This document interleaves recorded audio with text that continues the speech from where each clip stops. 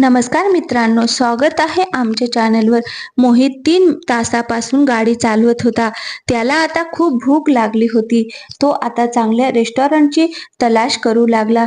घरून येताना तो रिकाम्या पोटी आला होता, त्यामुळे त्याला खूप भूक लागली होती.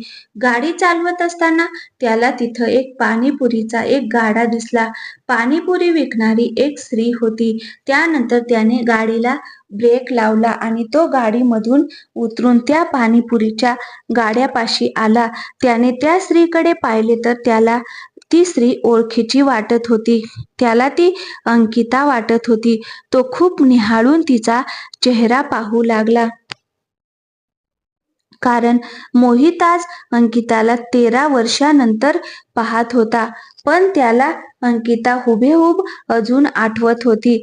तो काही पण करून तिला विसरू शकला नव्हता.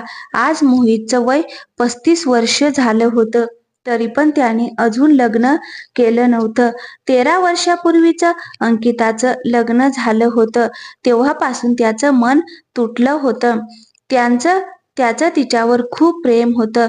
तोपर्यंत ती स्त्री म्हणजेच अंकिता मोहितला म्हणाली की साहेब, तुम्हाला खाण्यासाठी काय द्यायचं आहे? हे बघा, इथं पाणीपुरी, भेळ, वडापाव, भजी आणि चहा मिळतो. तुम्हाला यापैकी काय द्यायचं आहे?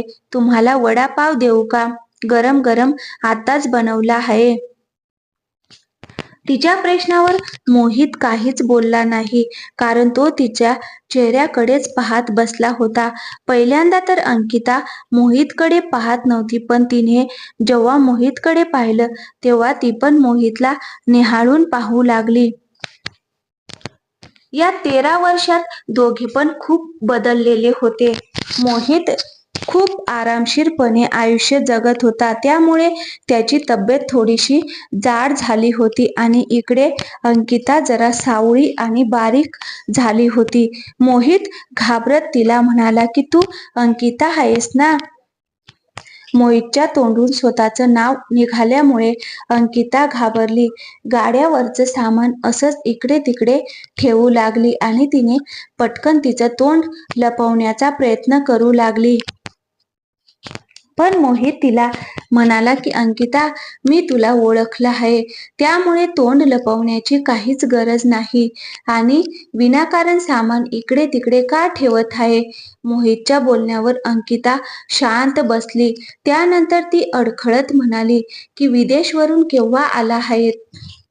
मोहित म्हणाला की 8 वर्ष झालं मी भारतात आलो आहे. आता मी शहरात राहत आहे आणि स्वतःचा मोठा बंगला सुद्धा बांधला आहे. आईसोबत मी राहत आहे. अंकिताने तिच्या डोक्यावरचा पदर काढला आणि ती डोळे मोठे करत मोहितला म्हणाली की मोहित, तुला मुले नाहीत का? मोहित म्हणाला की जर लग्नच नाही केलं तर मुले कुठून येणार आहेत? अंकिताला विचारायचं होतं की तू लग्न का नाही केलं, परंतु ती बोलू शकली नाही. काही वेळ ती शांत बसली. त्यानंतर ती त्याला वडापाव देऊ लागली. मोहित म्हणाला की तू इथे कशी काय आहे? त्यानंतर अंकिता म्हणाली की इथेच माझं सासर आहे. पाठीमागे जे पांढऱ्या कलरचं घर आहे ते आमचं घर आहे. अगं पण अंकिता, मी ऐकलं होतं की तुझा नवरा खूप पैसेवाला आहे, तर मग तुझी हालत ही अशी का बनवली आहेस?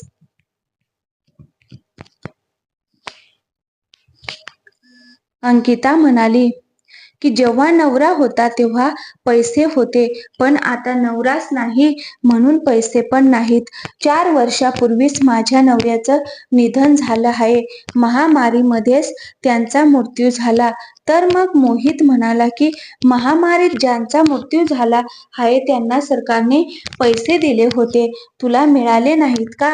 मोहित, माझ्या नवऱ्याला जोपर्यंत आम्ही दवाखान्यात घेऊन जात होतो तेव्हा रस्त्यातच त्यांचा मृत्यू आला. त्यामुळे आम्हाला त्यांचे कागदपत्र बनवता आले नाही. सगळीकडे खूप वाईट वातावरण होते, त्यामुळे कागदपत्र न बनवताच आम्ही त्यांचं 10 संस्कार केले. मोहित म्हणाला की तुला तो आजार झाला नव्हता का? एक ग्राहक आल्यामुळे अंकिता बिझी झाली. नंतर हात धुवत म्हणाले की आमच्या घरातील सगळ्यांना झाला होता पण आम्हाला काही नाही झालं. माझ्या नवऱ्याला पहिल्यापासूनच दम्याचा आजार होता त्यामुळे त्याला सहन झालं नाही. त्यानंतर अंकिता म्हणाली, मला 8 वर्षाची एक मुलगी पण आहे. ती आता शाळेत गेली आहे. तिच्यासोबतच मी एका खोलीत राहत आहे. जसा नवरा सोडून गेलं तसं मला वेगळं राहायला दिलं. 1 वर्ष भावाच्या आधारावर घर चालत होतं. पण त्याला पण घर प्रपंच आहे. त्याला पण मुलं बाळं आहेत. कुठपर्यंत तो माझा भार उचलणार होता. माझे बाबा हे धंदा करत होते त्यामुळे त्यांच्यासोबत राहूनच मी हे सगळं शिकली होती आणि आज हाच धंदा माझं घर चालवत आहे. त्यानंतर मोहित वडापाव खाऊ लागला.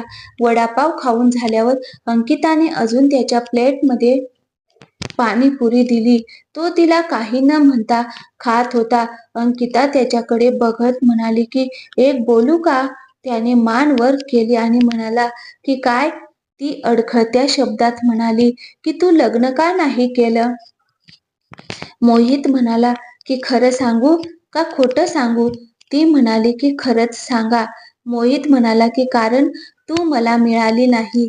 मला तुझ्यासोबत लग्न करायचं होतं.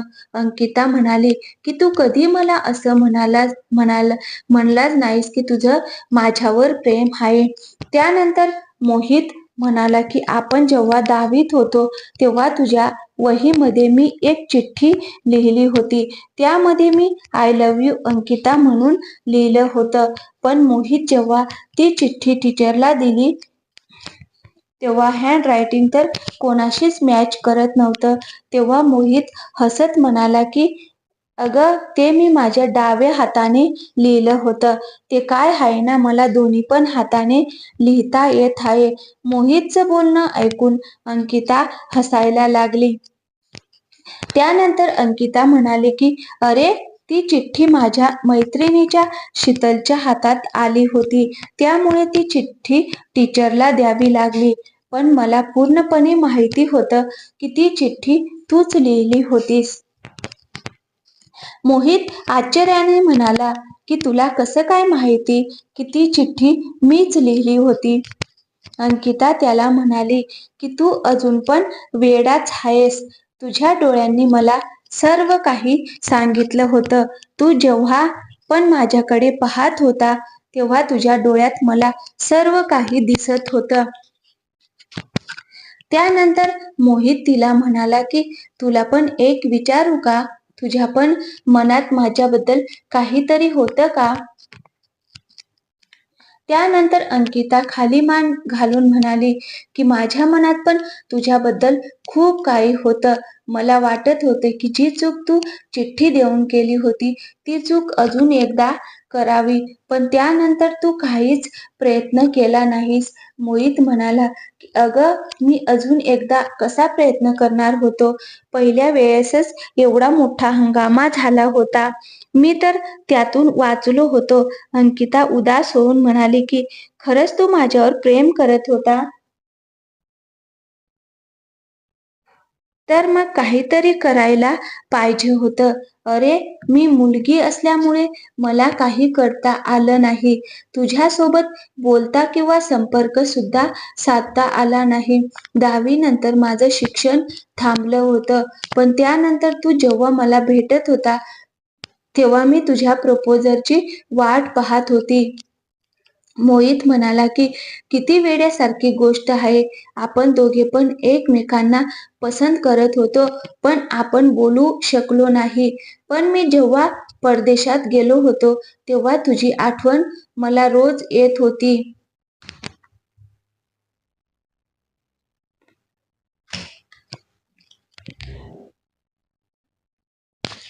तिथे गेल्यावर मी विचार केला होता की आता स्वतःच्या पायावर उभा राहिल्यावर, गावाकडे गेल्यावर सगळ्यात पहिल्यांदा तुझ्या बाबाकडून तुझा हात मागणार होतो.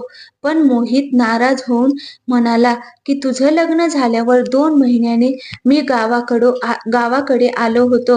तिथे गेल्यावर सगळं कळाल्यावर माझं मन खूप तुटलं होतं. आता गावाकडे काही शिल्लक राहिले नव्हते. त्यामुळे माघारी निघून आलो. त्यानंतर मोहित काही बोलला नाही. दोघं पण शांत झाले. हवे हायवे रोडवरून जाणाऱ्या गाड्यांचा आवाज येत होता. त्यानंतर मोहित अडखळत म्हणाला की अंकिता, आपण आता दोघं लग्न करू शकत नाही का? अंकिता म्हणाली की नाही, कारण मी आता तुझ्या लायक नाही. माझी हालत तर बघ, मी एक विधवा आहे. शिवाय माझा रंग आता सावळा झाला आहे. मी आता तुला शोभून दिसणार नाही. तू खूप सुंदर दिसत आहेस आणि माझ्यापेक्षा गोरा दिसत आहेस. आपली जोडी चांगली दिसणार नाही. तुला अजून खूप भरपूर मुली भेटतील. त्यातील एका सुंदर मुलीसोबत तू लग्न कर, असं म्हणून अंकिता तिचे अश्रू लपवू लागली. त्यानंतर मोहित उठून उभा राहिला आणि म्हणाला की आता मी जातो, खूप दूर जायचं आहे. तो जेव्हा जायला निघाला तेव्हा अंकिता म्हणाली की जाता जाता चहा तरी पिऊन जा, मी खूप छान चहा बनवते. त्यानंतर मोहित तिच्या जवळ आला आणि म्हणाला की उद्या मी आईला घेऊन येणार आहे. तू आपल्या लग्नाची तयारी कर. हा तुझा चहा मी तर रोजच तुझ्या हातचा पिणार आहे. आणि हो अंकिता, आज पण माझ्या नजरेत तू सगळ्यात सुंदर मुलगी आहेस. तुझ्याशिवाय या डोळ्यांना कोणीच आवडत नाही. तो तिच्या जवळ आला आणि ती खूप घाबरली आणि पटकन खाली बसली आणि रडू लागली. तो म्हणाला की काय झालं आहे तुला? माझ्या घरी यायचं नाही का? ती म्हणाली की माझ्या हाताला धरून उभा कर, कारण या पायात आता शक्ती राहिली नाही. त्यानंतर मोहितने तिला उभं केलं. तर मग सांग अंकिता, तुझी पाठवणी माहेरकडून करायची आहे की सासरकडून करायची आहे? अंकिता म्हणाली की सासर कडूनच मला माझी पाठवणी करायची आहे, कारण काही माणसांची तोंड बंद करायची आहेत. तो म्हणाला की ठीक आहे, उद्या मी आईला घेऊन येणार आहे आणि मीच सगळी तयारी करणार आहे. आपला लग्नाचा मंडप मीच सजवणार आहे. त्यानंतर दुसऱ्या दिवशी मोहितची आई पण आनंदाने अंकिताला बघायला आली. मोहितच्या आईचं पण मन मोहित सारखंच निर्मळ होतं.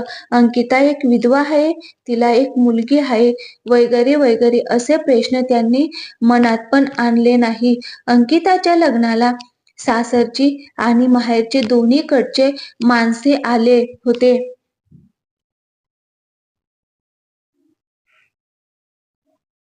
आणि अशा प्रकारे अंकिताच्या बेरंग आयुष्यात मोहितने येऊन रंग भरले होते. तर मित्रांनो, कशी वाटली ही कथा कमेंट करून नक्की सांगा. कथा आवडली असेल तर लाईक करा, शेअर करा आणि हो, चॅनलवरती नवीन असाल तर प्लीज चॅनलला सबस्क्राईब करायला विसरू नका. थँक्यू. धन्यवाद मित्रांनो.